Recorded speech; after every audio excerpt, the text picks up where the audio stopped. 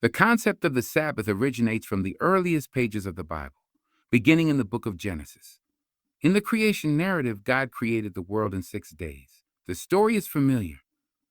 He separated light from darkness, formed the land and seas, created plants, animals, and finally, mankind. After completing his work, the Bible tells us that God rested on the seventh day.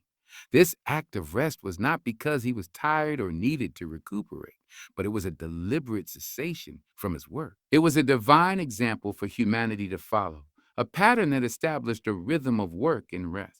In Genesis 2:3, it states, by the seventh day, God had finished the work he had been doing. So, on the seventh day, he rested from all his work.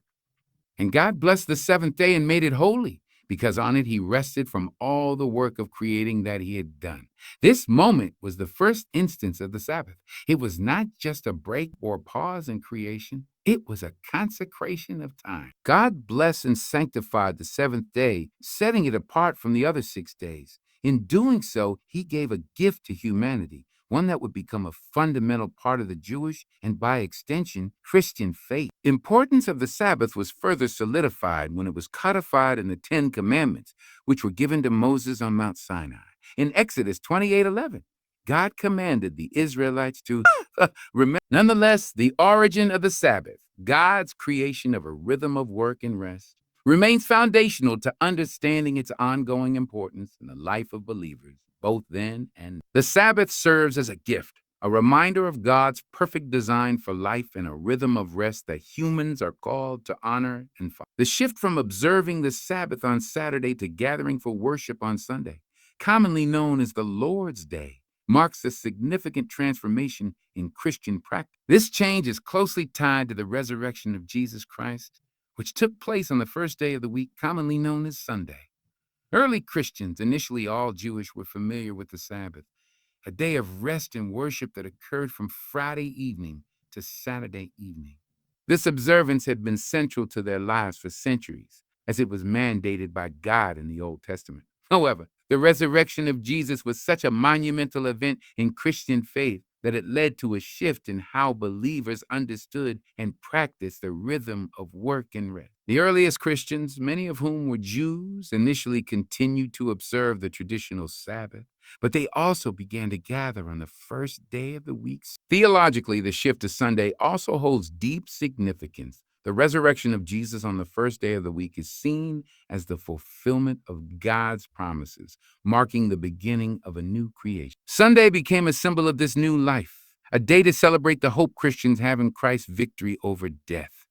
Additionally, early Christians saw the Sabbath as a shadow of the true rest that Jesus offered. Hebrews 4 speaks of a Sabbath rest for the people of God, suggesting that true rest comes not through mere physical cessation from labor, but through a relationship with Christ. Christians began to understand that the rest they sought was ultimately found in Christ, and that Sunday, as the day of his resurrection, represented the fullness of that rest. In summary, the shift from the Sabbath on Saturday to Sunday worship was a natural development rooted in the resurrection of Jesus Christ. While early Christians continued to respect the Sabbath, they also began to observe Sunday as the day that marked the most pivotal event in their faith, the resurrection. Over time, Sunday became the primary day of Christian worship, symbolizing the new covenant and the new creation that began with Christ's victory over death. This shift was not about abandoning the Sabbath, but about recognizing the fulfillment of God's redemptive work in the resurrection and embracing a new rhythm of rest and worship in Christ.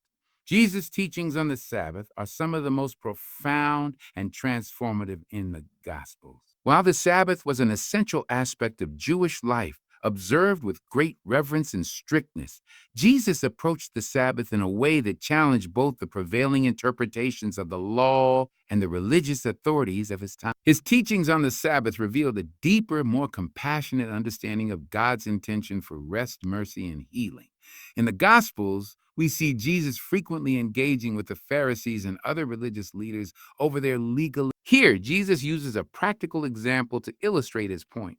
If it is lawful to do good for an animal on the Sabbath, how much more should it be permissible to do good for a human being? created in God's image. Spiritual rest in Christ is one of the central themes in the New Testament, and it offers a profound and life-changing perspective on rest. While physical rest is essential for human well-being, spiritual rest transcends the mere cessation of life. In the Gospels, Jesus repeatedly challenged the Pharisees, who imposed heavy religious burdens on the people, demanding strict adherence to the law. Jesus, in contrast, calls us to rest from the heavy yoke of legalistic performance. In Leviticus 23, it is written, "There are 6 days when you may work, but the 7th day is a day of Sabbath rest, a day of sacred assembly." This verse underscores that the Sabbath was not merely a personal day of rest, but also a communal day. Applying the Sabbath today means rediscovering its timeless wisdom and integrating it into the rhythm of our fast-paced lives. It is about carving out intentional space for rest, worship, and relationship with God. One of the most important aspects of applying the Sabbath today is embracing its deeper spiritual significance. It is a time for spiritual renewal and